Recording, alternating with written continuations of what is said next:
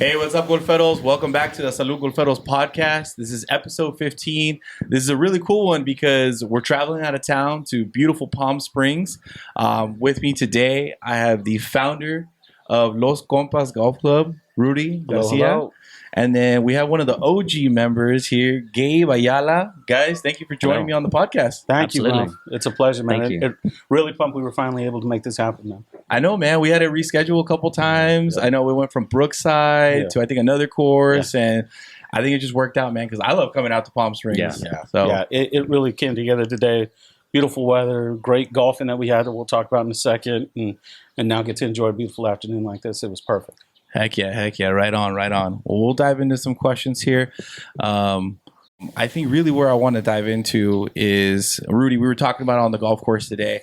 I have a little bit of understanding of what you do because Los Golferos, we kicked off the golf league this year. And then we've done some tournaments, but let's take it back in time. How did little Rudy get into golf? Was little Rudy ever into golf, or where did your golf passion come from? I don't know if I was ever little, but when I was younger, I went to a school, Bishop Mont High School, and unfortunately, I was too short to play like football or basketball, and I had an interest in playing golf. Unfortunately, when I went to the interest meeting, I was told that you need X amount of dollars to join the team. And unfortunately, didn't have the means to pick up clubs then. And unfortunately, I was robbed of being able to enjoy this beautiful game for at least 20-something years. And then when COVID hit, like most other people, we needed something to do. And I ended up getting together with my buddy Brian, who was visiting, and played 9 holes at Los Feliz, and I was hooked, absolutely hooked. This was probably June or July of 2020. Yeah. And then I just started playing. And one day, it's funny. One day I was playing, and I was going to go to the range, and my wife was just sitting at home not doing anything. And I was like, "Come on, Patty, let's go." And she's sitting there on her phone while I'm hitting balls. And I'm like, "Get up here!" And she takes one of the men's clubs, one of the heavier clubs. She just starts striping it, and it was great. It was something that I was really enjoying. And then from that moment, I realized I was going to be able to enjoy it with my wife. I brought my brother in and all my friends, and it just absolutely took off. And, for a lot of golfers, obviously the first couple of months is a struggle. So I kind of stuck to like par threes. I graduated to like the Birch Hills and the executives, and then, kind of jumped up to the Alhambras and, kind of worked my way up to being able to play the game at a pace, at a level that I really enjoyed. And, it was amazing. It was amazing. And just seeing how challenging it is, this is not a game where you're part of a team. This is not a game where you're going to have the same free throw or the same corner three, or, the same, you can't pick your spots. You just can't. Yeah. You can't. There's no spot to pick. Yeah. and it is constantly challenging you. And I love it. I absolutely love it. Yeah. I think that's like a crazy thing that people don't understand is that, like, everyone says they have their home course, right? Like, I have my home course. I can go play it like once, maybe 3 times a week, and that's cool. But the pins are going to change. The wind's going to change. Dude, temperature affects ball flight. So, like, you're playing a new course essentially every single time that you're out there. That's cool, man. That's cool that, like, you thought about it when you were younger. But unfortunately, there was a roadblock, and you came back to it later in life. And my wife talks about it often because I'll bring it up because I am a little salty about it. But she says, I don't know if you'd appreciate it so much now, because I have a lot of friends that I've met now through golf who've been playing it for years who don't enjoy it as much or don't play it as often. And to me, it's like, why? Yeah. And maybe I might have had that approach to it had I been playing it for the last 20 something years. But now that I found it later in life and I've really found a true passion for it, I appreciate it and I enjoy it for the bad times and the good times. It really is a beautiful game. Yeah, yeah. You didn't have like that youth burnout. I feel like a lot of like younger people, it's like, I got forced to do this and I burnt out of it. Yeah. Gabe, how about you, man? How'd you get into the game? Yeah, I actually got it through my uncle and his son, so my cousin and another cousin. I don't think you even know the story actually. And they would play a Father's Day round every year. Oh, so And so I was on the younger side of the cousins. And so one year they're like, "You want to come?" And granted, I hadn't played, but I'd actually always wanted to go play with my older cousins and my uncle. So it's kind of one of those, I don't know how to play, but I absolutely want to go hang out with you for the day kind of thing. Yeah. And went to Target, the $200 set, Wilson's, little like box set. Yes, for real. Yeah. Your full on, couldn't be any more beginner set that you can buy out there. Did that, YouTubed for like 2 weeks. How to. And I went out and played, and they still only play once a year on Father's Day. Okay. And then that's how I got hooked. I'm thinking, wait, I'm not doing too bad with YouTube.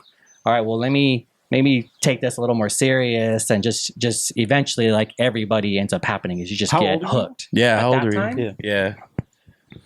Mid-20s, mid to lower 20s at that point. A little later too. Yeah. That's still a good age though. Where like you still have like, I would say, your athletic time ahead of you. Yes. Yeah. That's cool. You're just swinging out of your shoes and bro, my back hates me. My back hates me. Yeah. I was kind of similar to you in a way where like I had a family member who got me into it at a younger age when I was like in middle school. Yeah. And viewers and listeners, sorry, I'm going to repeat this. You probably heard this before, but got into it a little bit when I was younger.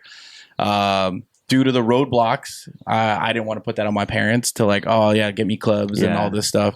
So I let it die. But then in my mid to young 20s, a friend of mine, shout out Darren Asano, my homie, he was like, "Hey man, like you ever played golf?" And I was like, "Yeah." He's like, "Well, we're gonna grab a 6-pack and like let's go play some golf." And I was like, "All right, cool." So I was like, it was the bond thing, right? Where I was like, "Oh man, like I want to go play with my friends." Yeah.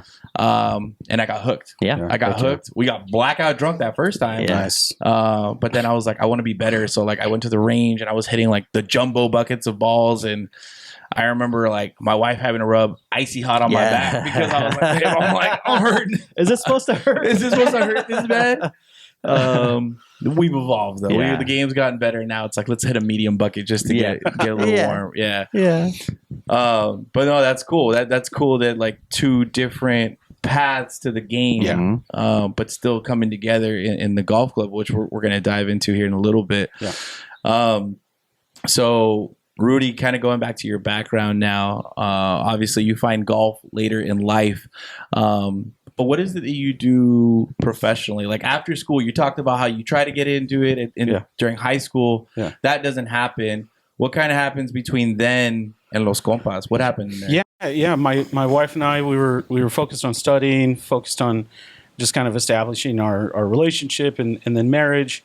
We moved to New York City and I finished my degree. And then, we both found our careers out there. And through my education and just life experiences, I realized what a really good project manager I am. So, and through that, and then through some of my moves with my career now leading me to what I do now is, a team lead in the marketing field. I've just kind of found this niche thing that's really easy for me, and I've been able to apply it to a lot of things, and now to Los Compas. But moving back to Los Angeles and being around family in 2018 and having the perspectives of living in New York, life just came at me, and then it moved at an incredible speed, and now it's gotten me here, back home in SoCal. It's been incredible, and I'm fortunate because of my upbringing and because of those experiences and what it's kind of, what realm or what like space it's put me into to now to manage all the things that I have going on. And you know, it's been a challenge, but life is good, man. Life is real good now. Yeah. You put on a great event, bro. I've been highlighting it on the stories today, and I've been telling you, man, like, it's fun coming to a Los Compas event. And I speak on behalf of all of the Golferos. Like, I'm jealous of Raul. Raul was the first one to meet you. I handle the IG and everything, so technically you messaged me first. But then, as I'm in the same vein as you, bro. I'm a project manager, and I'm just like, hey, guys, like, Los Compas hit us up. I can't make it. Who's going out to Brookside? And Raul was like, I'm on it. Let's go. Yeah. And I just remember getting the feedback from him, like, bro, like, they throw a great event. And I was like, man, I'm fucking jealous. Like, I didn't get to go. Like, yeah. No, and that was really cool. That was cool because that was one of the first times where I went beyond just the tournament element, where it was, you know, we had music and I was like, you know, let me see if maybe some folks want to come out and do some sales. And I had been following Los Golferos for a while. So when I first started catching on to golf, you know, I went to social media to like find, you know, different accounts and, you know, different brands. And I came across, you know, your brand and your logo. And I was like, it's a cool this logo. Is fucking dope. Yeah. And I hit you up for a sweater. And I was like, you got a big guy sweater? Like, I want to rock this, man. I love that thing. And once I had established the club and found like, you know, we could expand just beyond the regular tournament, you guys were the first ones that I hit up. And sure enough, you'd come out. And now it's been 4 events now, you know, that you guys have come out and participated in and, you know, represented your brand and, you know, alongside my brand. And that collective is just made for great experiences. And now it's led us here to this podcast. It's pretty incredible, dude. It's pretty incredible. Dude, for sure. Yeah. And like, that's, like we said, like we've had to reschedule this podcast. This was like supposed to be like in the first 4 episodes. Like I'm telling you, like we were talking as a group, and we're like, dude, Los Compas has to be a part of this. And there's a lot of organizations that like we're like they have to be a part of like this first iteration, and hopefully this continues and evolves. And it's the dream of this podcast is to continue doing this, right? Yeah. Like I just met you, Gabe. Yeah. Like we're like, dude, let's like we're just gonna get you on the podcast because you know Rudy has that faith in you that you're a representative of the golf club and things like that, and that's what I love. It just continues to grow and grow and grow, and it's like you continue to meet great people. Yeah. John's off camera. Trying to get him on the pod over here, but he's like, nah, I don't want it. He's like, the mic scares him. He's scared. Yeah, he's scared. But it's incredible. Like, you know, you're talking about Gabe, you're talking about John, and, you know, our evolved relationship of not just our brands, but as friends. You know, it's incredible what the game of golf can bring to you, you know, and how it could, you know, kind of develop those relationships and those communities. It really is incredible, man. Yeah, and none of us live close to each other, by the way. No, that's the thing. Yeah. We spread all over the place. Yeah, this thing will come together, and it certainly has, man. Yeah. I mean, like we're all like I'm in San Diego. You guys are LA area, right? I'm in Glendale, I'm in Orange County. You're in Orange County. Yeah, and we're out here in Palm Springs. Right. Yeah, like we're like right. We all came to the same place. We all came to the same place because there's the common goal and the common thing, right? Yeah, that's awesome. So we keep talking about the brand. We keep talking about the group. So 2018, you moved back to California. You're talking about how during COVID, as many did, got back into the game or picked up the game for the first time. At what point did you realize, like, hey, like, I need to make a golf group, golf club? What inspired that? Here's where I need to shout out my wife and talk about her. So shout out to the wives. Shout out to the wives. That's it. The men, what is it? The men are the brains and the women are the neck because they turn the heads wherever they need to go. So, anyways, I love my big fat Greek weddings, so that's why I wanted to quote that. But anyways, I joined another club, and I had a couple of experiences with that club that were a little unfavorable, and I found that I had a desire to be a part of a group that was social, that was you know, close knit, you know what I mean, that represented camaraderie and friendships and lots of other things. And I came home after one of my tournaments with that club. And, you know, I was unfortunately, you know, telling my wife about it and, you know, how I just didn't enjoy it. And she just blurts out, well, start your own club. She fucked up. She fucked up. No, you don't mess No, up. Ain't you- wrong. Yeah. And- Mr. Project Manager over Yeah. here is like, Well, and I literally went onto the SCGA website. I immediately went to, the resources they had and figured out how to submit an application. A couple of guys that I had started talking to about like golf through the SoCal golf community. It's a Facebook group that a lot of people are a part of. We essentially came together, via this Facebook group to, kind of hang out and play. So I coordinated a tournament through the Facebook group at Brookside in July of 2021. Yeah, 2021. Yeah. And we had 80 something golfers there. Oh, purely organic. yeah. And I Off the got, first one? Yeah, off the first Yeah. one, right off the bat. Yeah. That's a And- move. yeah. So Dang. I put Yeah. it together through this Facebook group, and a bunch of the dudes, including Gabe and Adolfo and Dozer and the Olvera brothers and so many others, Oscar, so many other people, we're all hanging in the parking lot. And Adolfo approaches me, and he says, "Bro, do you like run a club or anything like that? Do you part of anything?" And I was like, "Nah, man." He's all, "If you start one, I'm in." Yeah. And that's when I went home and, remembered the resources I had researched and all this other stuff. And I told my wife, I'm doing it. And this was the end of July. I submitted the application that same night to the SCGA. And 8 days later, I get the official email from the SCGA that Los Compas was born. And Dang. I immediately hit the ground running. Yeah. I immediately reached out to the guys that had played at Brookside and say, "Hey, look, guys, I kind of got this thing, and I'm really interested in putting something together that's, a little different in the way that we approach it, but we're going to go out and have a good time and play some golf." Mm-hmm. And it just caught fire, absolute Yeah. fire.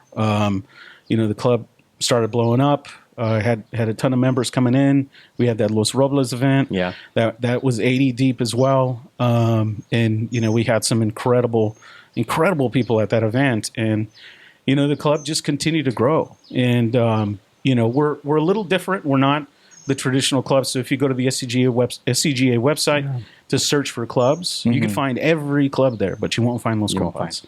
Really? Yeah. And Why is that?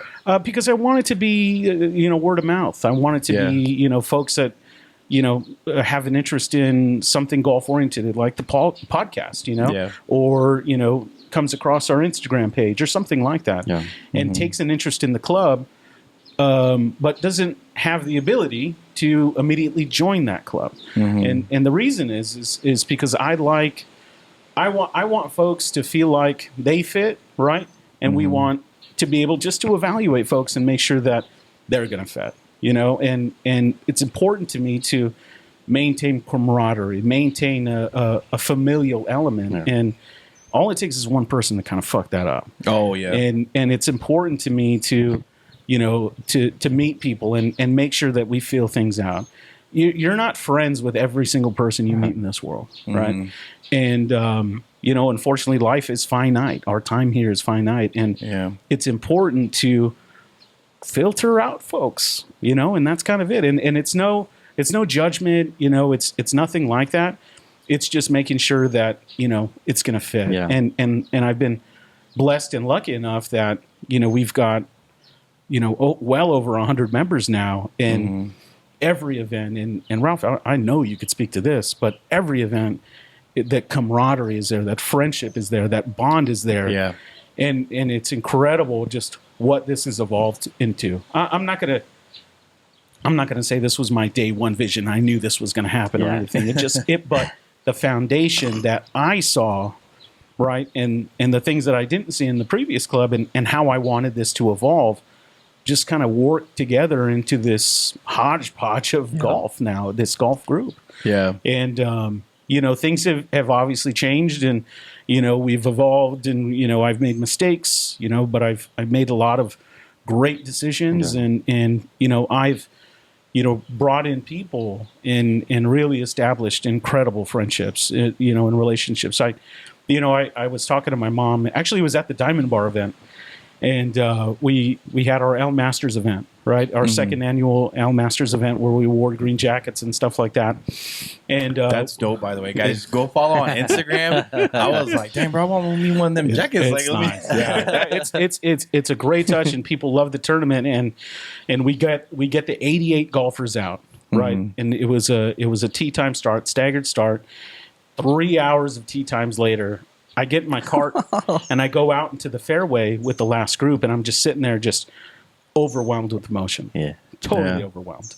And, I called my mom. I'm like, Ma, this is incredible. Like, I can't believe this. Yeah. Like, it's beautiful, dude. And, what we've been able to build together, not just me, but Gabe, Timmy off camera, John off camera, and my wife, the community we've been able to build is special. And I've told my wife many times, I'm going to know some of these people until the day I die. Yeah. Oh, yeah. And that's what I've gotten out of this.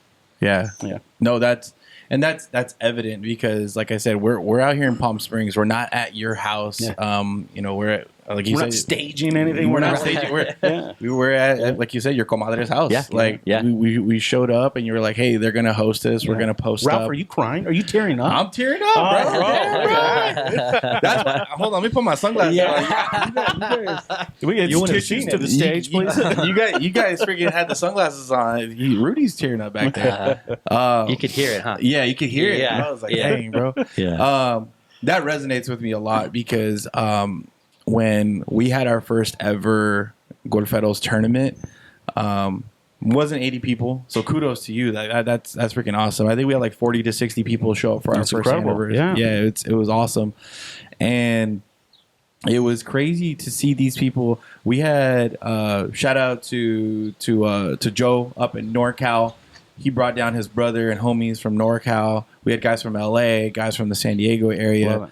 And it just like was one of those things where like I sat back and I was just like, we've been able to develop a community. We're a business. We are. We're not a golf club, but respect to the golf clubs. We envision to start a business to give representation within the golf industry. And that has transitioned and evolved into a community. And in that first event, I remember seeing that to combo with that event, we had our beer collaboration with Blue Fire. Love that. Right. And I remember standing there and I was a guy who I wanted to do this. I wanted to talk to people, get to know people's stories.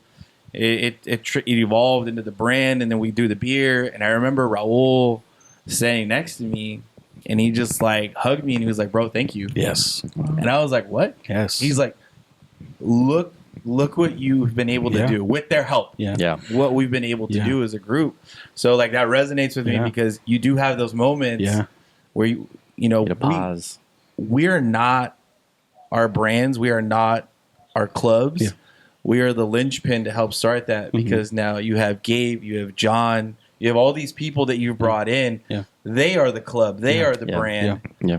And you're just you were kind of just you push the boat out into the water and you helped it roll out. Yeah. So. And it's incredible because you talk about your performance in developing all of this in your brand and establishing that foundation. Us being project managers and the way that we approach these kinds of things, we're just putting all the pieces together to build this. But at no point or seldom do we take a step back and really evaluate and just kind of look at everything as a whole and appreciate that. And it's incredible when you do, and it's terribly overwhelming. But it is beautiful, dude. And we do it for the love of our brands. We do it for the love of what we've been able to establish, and that is community. That is community. You bring great people together, and you kind of end up in a backyard in Palm Springs talking about it. Heck yeah, man. I absolutely love it. But yeah, man, it's been an incredible road, and the club now has evolved into a huge number, and we're playing 2 tournaments a month, and the turnouts can be 16, they could be 32, they could be 80, they could be 120 like we have and today. Travel. And we travel 2 travel trips. And it continues to evolve, and it will continue to evolve to I don't even know. But the sky's the limit, bro. Sky's the limit. But the only expectation I have is just have a good time You Yeah. know, just come and enjoy it. You know, be thankful. Count your blessings. There's not a lot of people that woke up this morning and you know, are going to wake up tomorrow, right? They you know, our days are numbered, and we really need to take advantage of that. And I found this community of golfers and built it so that we could build those experiences and make them unique and everlasting. Yeah. Yeah. Dude. And that's crazy that you say that, because like we may not wake up tomorrow, Yeah. you know, God willing we do. Yeah, right. But did you realize that while we were on the golf course, a PGA pro Yeah. passed away? Yeah. Yeah. That's crazy. Yeah. Grace and Mary. Yeah. Yeah. Yeah. Very unfortunate, dude. And you know, that's the kind of thing, dude. You never know when that's going to happen. So Yeah. don't waste your time bullshitting. Right. Yeah. Just go and have fun, dude. Yeah. Let your guard down and enjoy yourself. Yeah. And that's really it, dude. 100%, man. So Gabe, I want to circle back to you. So Sure. we're talking, you know, the founder here, what sparked the idea, how it all came to be. But you get to see it from the other side, Yeah. right? You're in the club. What was that experience like at your first event? Like, what were you thinking? Like, oh, cool, we're gonna get out here for a weekend, and the next thing you know, a few years later. But Yeah. what was that like? So although it was not my official event, I wasn't quite a member, but it was the event that triggered the membership. Yeah. And it's that Brookside event, July 2021 he was referring to. And I always say it's really weird to describe, because after that event, we were all kind of, as people were finishing, if you can imagine that patio outside the bar area, At Brookside. Yeah, yeah. at Brookside, yeah. yeah. just over time, as people were finishing, tables and chairs are just kind of pulling up, and all of a sudden there's this massive circle of people. And the way that we were interacting was like how you said, you know, we just met today, but it feels awfully like I've known you for a long time. And that's what was happening. The conversations were super organic. The camaraderie was like already seemed established, but yet we had just played around, and that's from the member perspective. So that was really my first glimpse of what is this group. This does feel different. Yeah. But it's very difficult to explain how or why. Fast forward, that's every event. Yeah. That's that's every event. And that's also when it was 20 people, when it was 40 people, when it grew to 60, when it grew to 80, and now it's one something. Yeah, 100, over Right 140. now it's 140. But yet it's that same feeling of why are we so comfortable together? How is it that we feel like we've been brothers and sisters and friends and families for years, but yet I've only known you for maybe an hour? Yeah. You know what I mean? And that's just kind of what happens, whether it's the folks that have been around since the beginning or those that just recently joined. It just meshes and gels from the beginning. It's very difficult to describe, which is why I think it's very difficult to find also. Yeah. Yeah. That's and I've done a couple of those with him, like on a fairway of like, dude, look at this. Look at what's going on right now. Yeah. Look at this event. Those are always fun. Those are fun. I remember doing that in Arizona in 23. last year. Yeah, last Right, year. 23. You know, that was, I think it was his second trip he organized at that point, but it was my first one that I attended. I remember thinking, look at these guys that we have here for this event. You know, we went away. Personally, it was my first golf guys trip.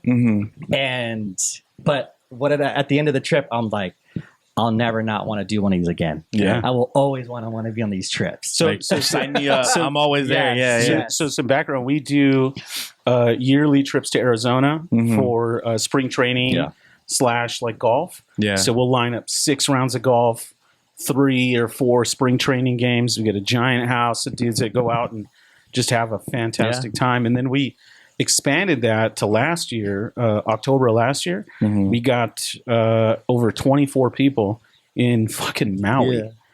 And Dude, in Maui. I saw that. And I was so jealous. I was like, I want to go. And family members too. They were bringing their families. So while we were playing, our families were together. Like either doing, excursions or at the beach or something. And we ended every night at the beach or like a barbecue or at a restaurant. It was incredible. And you know, Gabe has been a huge part of that that familial element and coming in. Yeah. Shout out to Gabe. One of my favorite things about Gabe, and I want to bring this up, was he played in a November 2021 tournament at Los Robles. Okay. And after the tournament, because we had been communicating for a couple months and we'd already played together twice, he messages me that same weekend and he says, Rudy, I think it's time. And he was, it was time to join the Los Compas. Mm-hmm. And I replied very frankly, it's been time. Yeah. So he's like, the door's been open, bro. Like, walk through it already. Basically. Don't be scared, baby. It's warm in here. Yeah. So the water's warm. Man. It's a beautiful baby. Thank you for that, Gabe. I appreciate that. Yeah. No, that's awesome, bro. Awesome. I love that. I love that. Like, you saw it and you didn't pressure him. It sounds like you didn't pressure him. It was just like, when you're ready, the door's open. Walk on in. Yeah.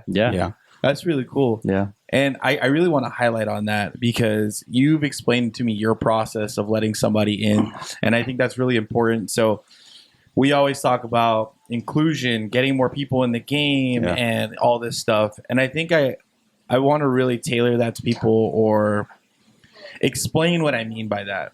When you bring somebody into golf, you got to make sure that you're doing it the right way. And the right way is to bring them along, teach them, don't belittle them, don't make life difficult for them. Help them enjoy the game. The game's already hard. The game's already hard. And so I really want to bring up like what you do, Rudy. You were explaining it to me the first time I talked to you in person. Yeah. You take people out. Yeah. And you spend some time with them. Yeah. Can you explain that process and kind of what your decision process looks like to invite someone into the club? Yeah. And it's I don't know if I have anything like documented pen to paper like process. It's more just kind of feeling somebody out, getting to know them. So I like to have somebody out at an event, and they won't always be in my foursome. They'll play with another part of the club, and I'll get with those members and kind of see, what they felt about, the individual, and, or if somebody's local to me, hey, let's go play a par 3, like John. John, he had posted that he was just recently moved to SoCal looking for folks to play golf with. And I was like, hey, man, I live down the street. Let's go play Los Feliz 9 together. 6 holes in, I absolutely loved them. And I was like, dude, let's do this. And it's just those kinds of things. But, you were talking about, growing the game and my biggest thing is been empowering people. Yeah. A lot of people that I've talked to about joining the club have said things like, oh, I'm down, but I'm not that good, Yeah. Or, I just started playing. I don't give a fuck about that. No. I don't.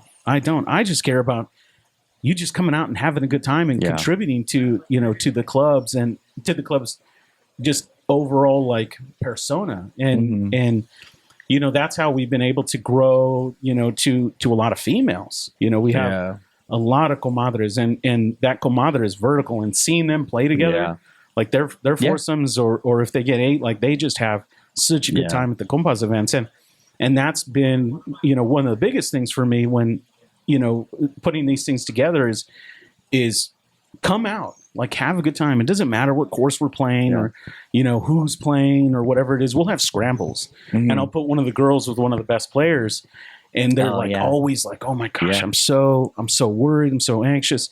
And at the end of the round, they're like, Rudy, that was amazing. Yeah. I had such a good time.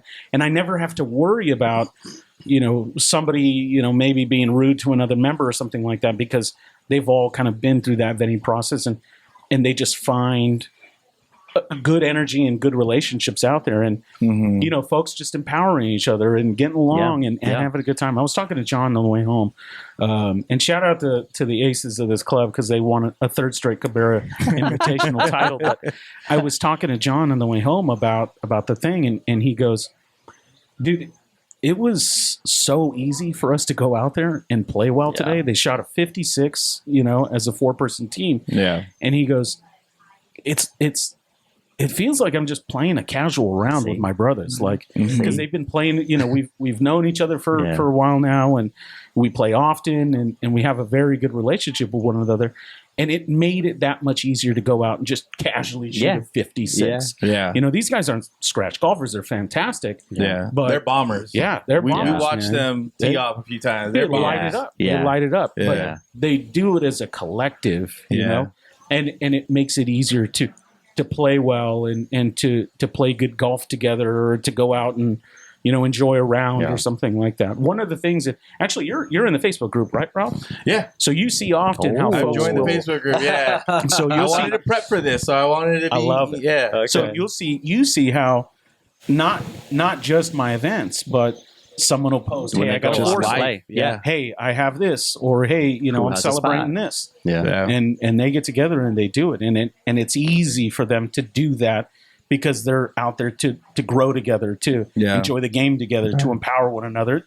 Or if you want to keep it much simpler than that, it's just to have a good time. Right. Yeah. So I'm glad you said the word empower, because those 4 guys, bombers, great golfers, they're not out there trying to outdo each other. They're literally out there trying to empower each other, lift each other up, support each other. Yeah. Like I keep saying it's weird. It's just weird. Yeah. Because normally, right, the machismo comes out of The people. poor alphas come out. Right, Yeah. right. But it's not that. Yeah. It's not that. No. Yeah. That we were on. I think we're on 15, 16, and it's not a long par 4 by the stretch of the imagination, but there's water in the way. So you got. I think Leche said it was 244 to carry. Right. Yeah. Carry the water. Yeah. To carry the water. Yeah. And they were just all hyping each other up, like, bro, let's go. Right. Yeah. Like, let's see who gets it up there. Yeah, Like, it was a little friendly competition, but more so like, I know I can get 240. You could probably push 245, and let's go. You know. And I think 3 of them got up on the up by the green, not on the green. But I was like, dang, man, like that's really cool. They were pushing each other to do that. Yeah, absolutely. That's dope. Yeah. Yeah, man. I'm like thinking back on the round now, like that was fun. For folks that are watching, Ralph and I actually rode together today. Yeah. And we had a great time out there. Dude. Plenty to talk about. Lots of good shots, lots of good putts, lots of bombs, man. Ralph was putting it out there a couple of times over 260 yards, man. I was trying, bro. I was trying, you know. Great. I was trying. I'm trying. You know, I want to show up. You know, I like to contribute to the 4-man scramble as much as I can. Don't waste the invitation. Yeah, man. Come on. I want the invite back. Like, let's get Ralph back out here. Hold on. Hell yeah. But don't worry, you don't have to play good to come back. Exactly. That's the thing. And that's actually one thing that I wanted to talk about. Like when you're talking about empowering people, you're not necessarily saying empowering them to just play good golf. You're empowering them to be themselves and to have a good time, because I feel that when you're really playing with the homies, it's like you're gonna have one guy that's like, bro, I got next round of beers. I got that one guy that's like, bro, like I got this putt for us. Let's go. Everyone, like you said, it's a collective, right? Everyone's gonna contribute in their own way. And I think that was really great about our group today is that like Rob was the bomber, right? Leche was the comedy today while also sinking putts, you know, and then you and I were just having a great conversation and we were kind of like hype men and then like throwing what we could in there. I think one of the best ways to kind of judge how your foursome is collectively, especially in a scramble, is when the beverage cart girl comes around, right? And the first thing Ralph does is he goes up there, first round's on me.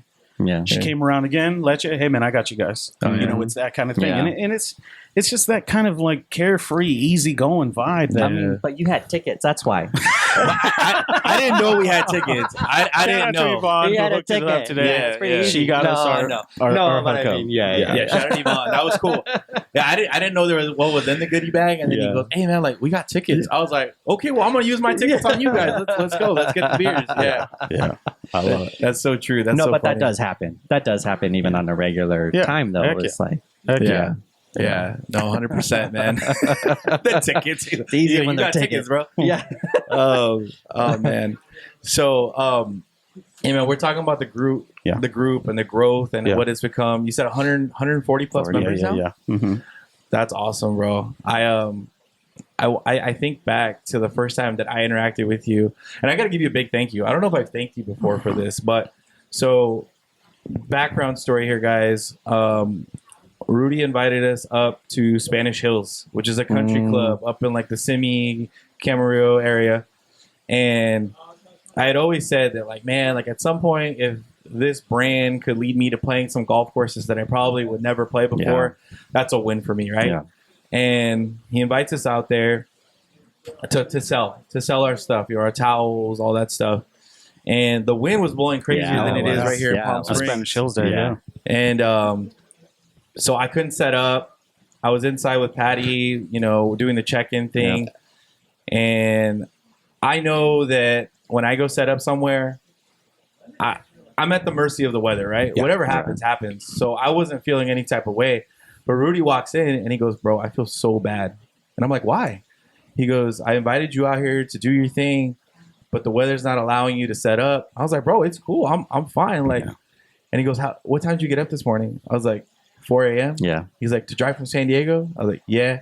He goes, no, I owe you. I was like, you owe me nothing, Rudy. And he goes, bro, grab your bag. You got your bag on you? I was like, yeah, I got my bag. He's like, grab your bag. I'm going to throw you on a cart. You're going to play with us today. And I was like, cool. You weren't supposed to play that. I wasn't supposed to play. Oh, wow. I was just set up. Wow. And I was like, well, bro, how much are green fees? He's like, no. He's like, I just want you to get on a cart and play. And I was like, bro, shoot. And I ended up having the best time ever. I was hanging out with Patty and a couple others from the group. Had an awesome time playing out there. And, like, I think it just, without you even trying to do it, bro, you demonstrated what your club stands for. Yeah. Just by being a nice guy. Yeah. And I just want to thank you and applaud you on that. I appreciate that. That is so dope. Yeah. I think he's crying again. Bro, I'm not looking, but he's crying again. You see through my shout out Gooder protecting my eyes over here. But I need to keep I think we need to keep reiterating these stories to people, because it's like, this is what Los Compas and what a golf club should be like. Right. So I just want to applaud you on that. Yeah, thank you on that. Yeah. I appreciate that, dude. Also, I hit my first drive over 300 in my life that day. No shit. Yeah, I hit a 326. Nice. Let's go. Patty was there. She could validate. There you go. I was really windy. Yeah. Oh, bro, it was windy. I was like, go. Must have been really windy that day. I love it. So with that, I mean, you're going to these different places. You're going to Spanish Hills. You're doing country clubs. You're going to Maui and things like that. Did you ever think that was going to be part of the process? No way, man. He shocks himself every weekend. I was like, it kind of feels like that. No, I really didn't. And I really try not to get my hopes up, right? With things. I really don't. I hate being disappointed. So, whenever like my sports teams are playing in a big game, they're going to lose. That's my first instinct. You sound like my brother, bro. No, I just, I'm not going to get my hopes up. Yeah. And when it does work out, I'm going to love it. Yeah. But if it doesn't work out, I'm not as disappointed. And that's how it was with the Compas. Was cool. I'm going to put some work and effort into it and kind of develop this thing, and we'll just kind of see where it takes off. And yes, it was a lot of late nights and a lot of emails and a lot of trying to network or establish some kind of foundation and development. But it got really easy when the vetting process started to work. Yeah. That made it easy, because then I could count on other folks and their vibes to have this word of mouth thing, right? And this, if I did a family tree, I'm sure it would be hilarious. Oh my gosh. And, who and what folks have brought into this club, and you should totally do family. That would be fun. You should totally do that. Yeah. But no, man, I didn't. I didn't have a huge, like a high expectation. There's a lot of incredible like clubs out there. A lot of big name clubs that have been around for years. Griffith Park Golf Club, like Lakewood Men's Club, like a lot of big name clubs have been doing this for a long time. Mm-hmm. And I never was like, oh yeah, I'm going to get there. I'm going to be this huge group and we're going to dominate the golf scene or anything like that. No, man, I just the only expectation I had was just enjoying myself and going and doing things with great people, and it continues to do that. It continues to provide that type of return for me, and that's what I guess it's the drug. Stick it in my vein because like I want more of that. And I continue to get that. I continue to get good energy and good return on my investment, and it's only gonna go from here. Now, in 5 years, God knows how many members we're going to have, how many folks have transitioned away from the club or golf, sure. or what I'm going to be doing. But I'm going to be incredibly thankful for the experience that I've had thus to date. And if things are even better then, or where they're at now, then phenomenal. You know what I mean? Yeah, that's dope, bro. And I really want to highlight on something you just said. You're talking about the late nights and the planning and putting the work into that. Yeah. What's a big misconception that you think people have of like running something like this? Yeah, well, I mean, it's just getting a bunch of tee times. Yeah. And it's just it's all easy. it is. I can do it already. Yeah, plug it. Let me just plug in names and let me build a tee sheet. Fuck no. Well, I know I know already he books those things out a year in advance. Yeah. So that I am aware of. Yeah. I have like 6 of tournaments 2025 already booked. Really? Yeah. So that's part of the project manager that comes in. Yeah. And that's kind of what it made it easy. So yes, it is not at all easy in any sense. Mm-hmm. Cool. The SCGA says, congratulations, you're now a club. Here's the link for people to join your club. But there's a huge, huge opportunity or gap there that the SCGA needs to fill. Mm-hmm. It's so difficult to find courses and who to contact, right? Yeah. It's so difficult to establish relationships with these courses. It's so difficult to collaborate with all of these different courses and get responses. Yep. And I know a ton of heads of clubs that have complained about the same thing. Getting just emailed back is so damn tough. Mm-hmm. And doing all that. And then if you want to do merch and you want to reach out to vendors, or to print shops, where do I buy this stuff at? What do I do? And who's designing it, by the way? Yeah. There's just there's so many layers, to this, and people just want to eat. People just want to get out there and play golf, but there is so many steps to get there. They just want it to be ready. Yeah. They want to show up like, okay, here's some money and we're good to go. Which is absolutely fine. Yeah. But I think like me and my expectations, people need to temper their expectations. Because, I hear from a lot of other heads of clubs or organizations or groups. We were just talking about this today. Like, what does it take for an event to be put together? Well, fuck it. It takes lots of emails. It takes deposits from our savings accounts. Yeah. I got to go to my wife and I'm like, look, honey, I'm about to pull $4,000 for, 2025 to put deposits on events. Like, are you okay with this? It's those conversations. It's those transactions. It's the record keeping. It's the bookkeeping. Yeah. Yep. It's developing websites. It's developing content for social media. Fuck, it is a lot. Yeah. It is a lot. And if anybody wants to hire me to show them how to do this, I'm just kidding. But there needs to be a library of resources, and I feel like the SCGA is in a position that they could do that, and they could host that, and they could have a welcome kit that goes out. Man, I'm just giving them free ideas. Yeah. But as a founding member of a club, you should receive an email that says, "Great. The first step is done, but here's all the other shit you could do. But here's all the people that you need to reach out to. Mm-hmm. Right? Here's the steps. Here's whatever it is that it's going to take for you to establish your organization. Yeah. Because I'd have had that, I would have saved myself a ton of time, and worry, and exhaustion. But I learned it and I figured it out, and now I have this well-oiled machine, but shouldn't take 2.5 years to get there, man. I was going to ask you, how long do you think it took until you feel like you've got the system down? I don't even know if I have the system just yet. It is a lot. And shout out to a couple of folks, Manny Flores, Joaquin Sandoval, Steve Munoz, Ruben, and a couple of other guys that were actually helpful. Because I did reach out to other clubs. I did reach out to some established clubs asking, hey, I just had a question about X, Y, and Z, and I got left on red. Nah. There were a couple of guys though that were helpful, that helped me kind of, with those first decisions and kind of navigating that in the beginning.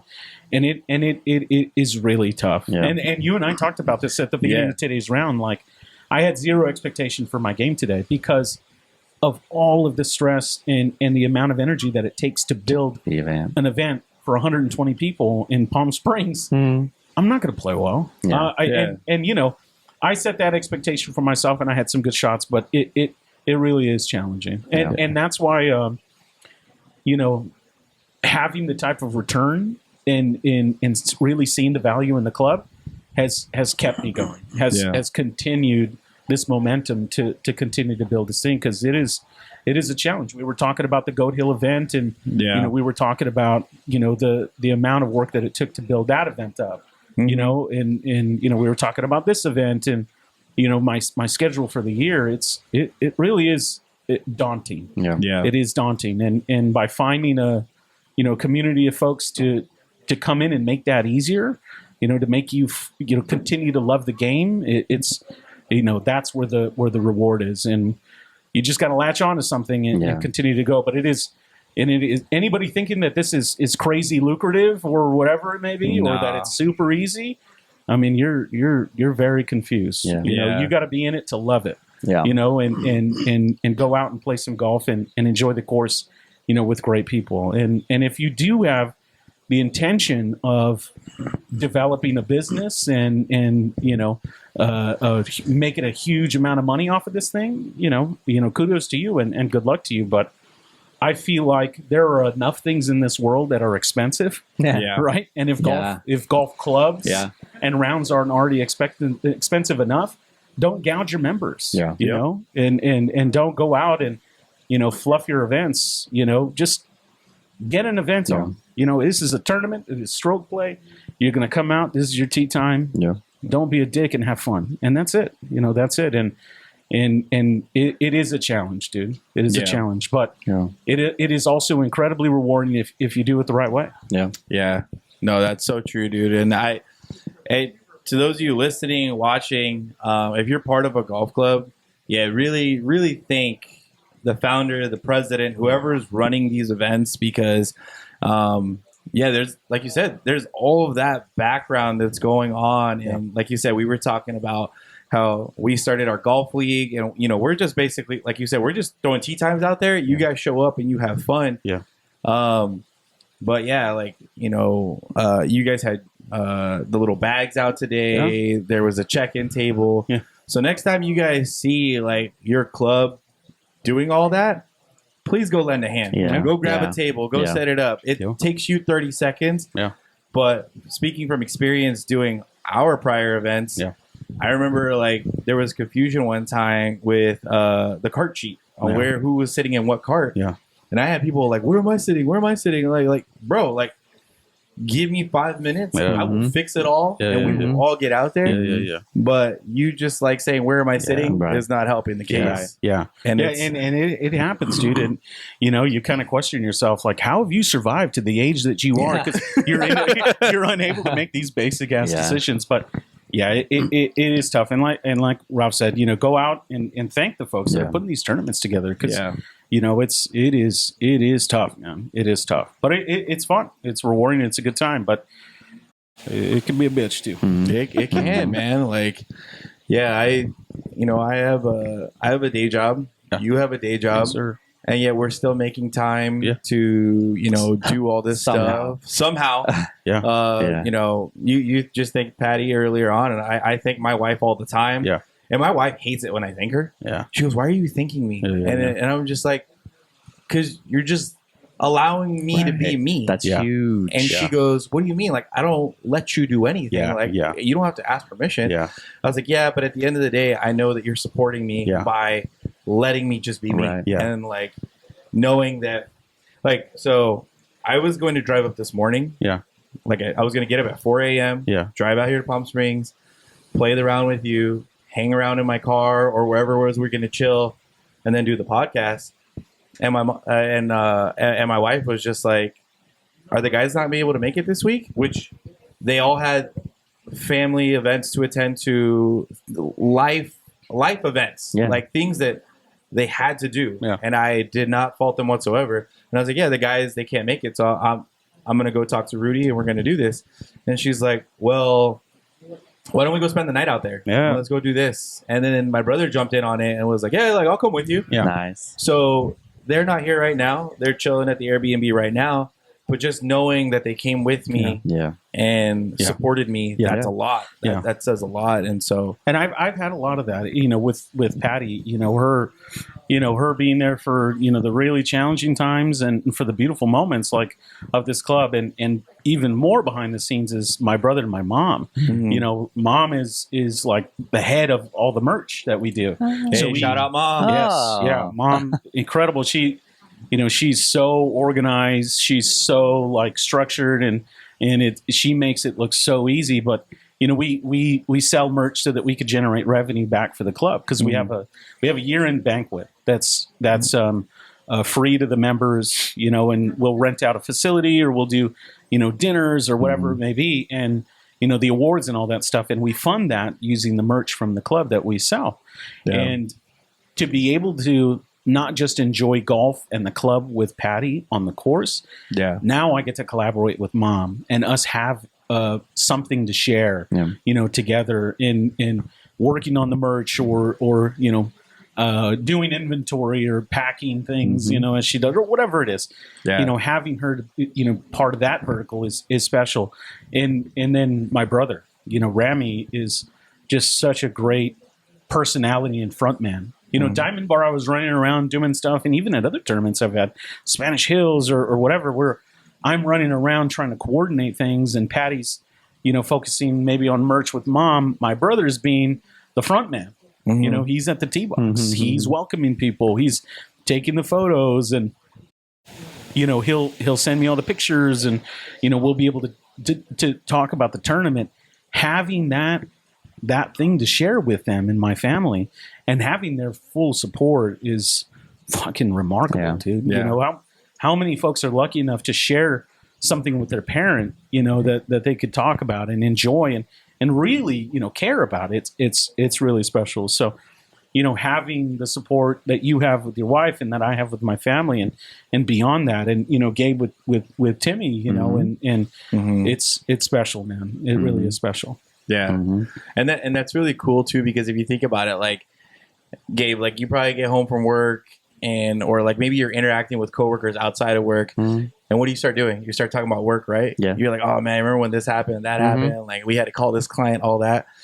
I feel like you could do that with your mom and Patty, because now it's like, it is a second job. Yeah. Where now you're talking about like, oh, I remember in Palm Springs where like the table wouldn't open. And so now you're having those almost work conversations, but translates to a golf club, which is really cool. Yeah. Yeah, it really is. That's dope, man. I didn't even think about that right now. Yeah. Like, cause I'm pretty sure that my wife and I will be debriefing on the way back to San Diego. Yep. Like, oh man, the Airbnb and all this stuff. So, and oftentimes when I do that with them, because we're all kind of like-minded and my mom and I are organizational psychos, like they're able to help. They're able to pitch me suggestions and ideas and things like that. And it is special. It's really fun. Yeah. No, that's really cool. So I know Rudy and I have been talking a lot about the golf club and stuff, and we've kind of been not hinting, but going back to your perspective. You mentioned you want to ask Rudy some questions. Have you had any lingering questions that you wanted to bring up, or thinking from the outside in? That was a good one to bring up. What's kind of what goes into it. Yeah. Because I think that all the time. I think all the time, like, does this guy even sleep? Does his family even sleep? They're all involved with it. The what's next is a good question, but I honestly, I don't know if I really want to know, because I actually kind of enjoy waiting to find out what's next when the year calendar comes out. Yeah. Although every now and then he'll say, this is coming, and I'm thinking, that's cool that he trusts to share that with me. Mm-hmm. But I'm also thinking, I almost wish I didn't know. Yeah. so I'll here comes one great. It's a good one. Yeah. I turn 40 next year. Oh, and there's a lot of other compas that turn 40 as well. And I think, did you just turn 40? Yeah, I just turned it. Yeah. So I want to do something big. Yeah. And we're so here comes something starting to poke. I got some emails out, and I'm starting to explore September 2025 trip to Scotland. to play golf there. Bro. And getting the club out there and finding like a group value thing. It's nothing is set in stone, but it's certainly in the works. And if unfortunately that doesn't work out, we're looking at Pinehurst or Big Cedar in Missouri. Is So this like the second trip of the year? second trip of the year. Yeah, we still got Arizona. Arizona happens every single year. Spring training's got to happen. Got to happen. And then we'll have another big boy at the end. Can I make a suggestion? Yeah. When you make the flyer for that one, you should make it look like a bottle of Old English. Oh, I love having that. a 40. I love that. I love that. And then Gabe in a kilt holding it. Oh my God! Yes. Yeah, That's we got the beautiful. animated version. Yeah, that's beautiful, man. Yeah. But this year we have St. George, Utah, which I'm really excited about too. October. Man. You gotta come, man. You Bro, come out, dude. let us know. Get your wife and brother, get an Airbnb, come and play some golf. It'd be beautiful, man. Yeah, we're down. We're down.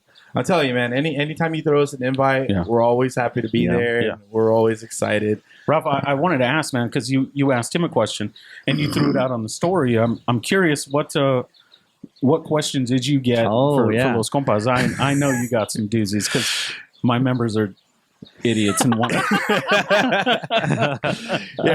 we got a couple questions. I was going to save that here for kind of a speed round. Before we dive into the speed round and start wrapping things up, though, I want to help get you guys out there. I want people to find you, the people that need you to find you. Yes. So what's the best place? We got Instagram. Yeah. We have the Facebook. Yeah. We have Los Compas Golf Group on Instagram. We have Los Compas Golf Club. .com, our newly redesigned site that I just launched. You could reach out to me there. I did mention that we're not accessible via the SCGA website, but as soon as you follow and reach out or direct message me, you have an interest in coming to an event, or go to the website and fill out like an interest form. That's how we'll establish a conversation, and that's how we'll get you out to an event so that you could come and check out the club and make sure it's a fit. And, we could chop it up. And if it's something for you, then, obviously we could make that happen. But those will probably be the two main points to find us out. But, and obviously if you have an interest with other people and, getting more folks out to play, then let's do it. We have so many folks that have brought in siblings or wives. We got Timmy to join, and we got, other wives to join and things like that. The word of mouth component, I think, is probably the biggest thing for us. But really, following the social media page, I think you're going to be able to get a really good idea of what the club is and, what you're going to get at a Compas tournament via some of our social posts. So definitely go check that out. Yeah. Okay, there we go. So guys, check them out. I'm going to probably put the handle right here above our heads so you can go give them a follow. Love it. Hopefully, find a new home, find a new golf home, which we highly encourage. All right, man. So, when I got into Palm Springs, I threw it up on social media that we'd be interviewing you, and I asked for some questions. So first question here that we had was, who has the best nickname in the golf club? Oh, man. So I love... there's a lot of really good ones. Okay, so for folks that don't know, every new member of the club gets a bag tag. Okay, and I'll put the name of the bag or of the individual on the bag tag, but I also put a nickname, and I base it off of social media or something that they say or something they like. That's a total Mexican thing to do, bro. Yeah. Like my wife. I don't know. No, I'll say Patty's. I love Patty's. I put Patty Girl You Thick Garcia. It's phenomenal, dude.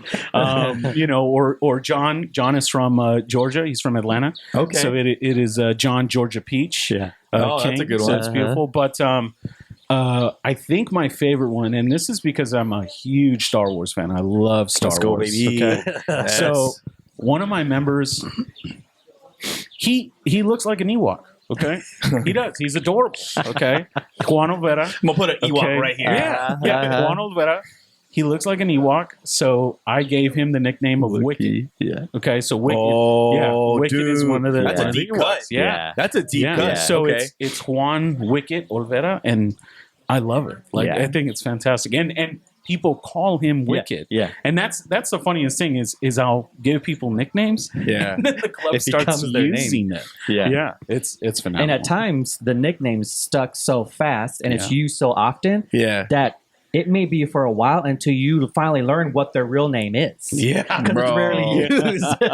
Dude, that is fact. Yeah, man. it's funny. Yeah. That's really funny. That is so true. Yeah. Man, we're bad. Why do we do that as Mexicans? Yeah. Oh, I love you, so I'm going to label you. Yes, yeah. I don't want any That's labels, true. bro. Yeah, that's güero. Oh, that's flaco. Yeah. You know? Yeah. Oh, that's not their real name?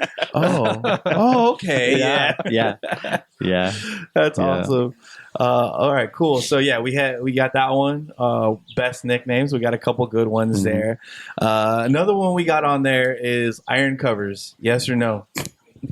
What do you say again? Yes. He's a yes. Bro, Yes, Gabe, I you got am. iron covers? I am. does, man. Dude, He it's an does. investment. I like that, though. I spent a lot of money on They're those expensive. things. If They're I showed you expensive. my clubs, you would never guess how old they actually are. Really? Yeah, Yes. because they're What do you beautiful. play? Callaways, Callaways? Yeah. Callaway what?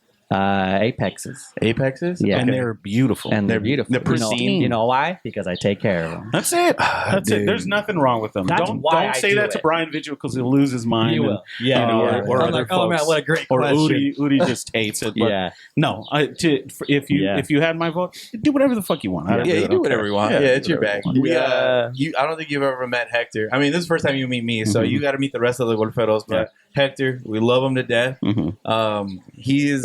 He is our mad scientist. He's everything in our group, bro. Yeah. Like he just does everything, Yeah. and he's the dude that shows up to. I'm gonna sound like Chris Collinsworth. Here's a guy that he shows up to the golf course with a 69-degree wedge, Yeah. and he's got head covers on all his irons. Yeah. We're just like, Hex, what are you doing, bro? Like, Yeah. But Yeah. no, to each their own. Yeah. But all right, so do what you will as far as that goes. I almost got kicked out of here pretty quickly. No. Nah, dude, you're good. No, You're good. but I do. I it's primarily to take care of it. yeah, I'm consciously quick with it because I know that there's things about dude takes longer and all this kind of stuff. Like I'm pretty efficient. okay. So Yeah. you would never guess. You would never guess that I'm dealing with them throughout the round. Hey, man, I Yeah. respect it. I mean, you're right. It is an investment, Yeah. so you got to Yeah. protect the club. Exactly. Yeah, I have P790s that I got a year and a half ago, yeah. and one of them got damaged. TaylorMade, shout out TaylorMade. And it broke your heart, didn't it? It broke my heart. Yeah. But Do you know thankfully, what would have protected it? head covers, head covers, Oh, or maybe man. strap the bag on the cart. There you go. Maybe. Probably. I don't know, bro. But shout out to TaylorMade. They actually fixed my irons. Yeah. They actually gave me Nice. up to date There irons. you go. Yeah. Man. There you And go. if you look at them now, it looks like I've had them for 2 years, See? but I've had them for like 6 months. Yeah. Oh. Yeah. Because yeah. I play them, bro, and Yeah, they do get scuffed up. Yeah. Yeah. All right, next question that we got though. This one actually came from Nelson. Tacos at the turn. Love it. He said, "What's the deal with Los Campos?" Oh, What is that? That's so funny, dude. Oh, dude, okay. That's so funny. So he was at what was it, Balboa, I think it was, and for whatever reason, starters Yeah. cannot replace the A with an O. Yeah. It's Los Compas, Yeah, and honestly, even some of our members do it. Yeah. They call us That's the true. the compasses or compass, and it's like, what are you doing? And sure enough, he and I were talking about it because we were at Encino Balboa, yeah. and they said next up On the Compass Group. Oh Yeah. my goodness! Yeah. But believe me, man, it happens 60 to 70% of the time, man. They'll call us up, and we are the compasses. Yeah. Yeah, Liz Compass. And you know what? Actually, I'm going to shout out Golf LA, Manny Upshaw. He's a great guy. He's been running this incredible minority golf group up in Santa Clarita area, Golf LA. Okay. And he loves coming to our events. We'll play together. He was there today. Yeah. And I love that guy. And he's always like doing these quick videos and posting them on the social story. And I'll pull it up. I'll show you guys after the pod. Yeah. But he'll say, shout out the compasses. Yes. I'm here at their event today. This is Rudy. Shout out the compasses. And I'm like, oh, Manny, come on, dog. But it's all right. Why you gotta do me like that? Yeah. Exactly. At least they know, who we are. Yeah. But, Yeah. it's all right. That's funny, dude. All right. So the last question that we got off the gram, and I know Rudy's gonna love this one, but I'm gonna have to pull up the IG handle and put it right here. But the question was, how does Compa Rudy stay so sexy all year long? These guys are ridiculous. How did I know this was going to happen, dude? No, man. This is a shout out to Maria Garcia. That's my twin. That's my mom. Yeah. All right? She gave me good genes, and it's just kind of worked out in my favor. So I'm gonna shout out my mom, my creator. She's keeping me looking good all year long. So thank you, awesome. Mom. Heck yeah. That's Heck awesome. Yeah. That's awesome. Well, guys, this has been an amazing conversation. Yeah. I thank you guys so much. Yeah. Gabe, being a freaking trooper, man. Yeah. Rudy was just like, you're on. Let's go. Get on here. Yeah. Any last words before we sign off? Yeah, anybody looking to join the club, I'm more than happy to entertain you and have you come and hang with the club and see if it's a right fit for you. Shout out us on Instagram or whatever it is, and we'll get you going. Yeah. The tournaments are there on the website, and if you have an interest, it would be great to have you out, and we'll just kind of go from there. But I before we finish this up.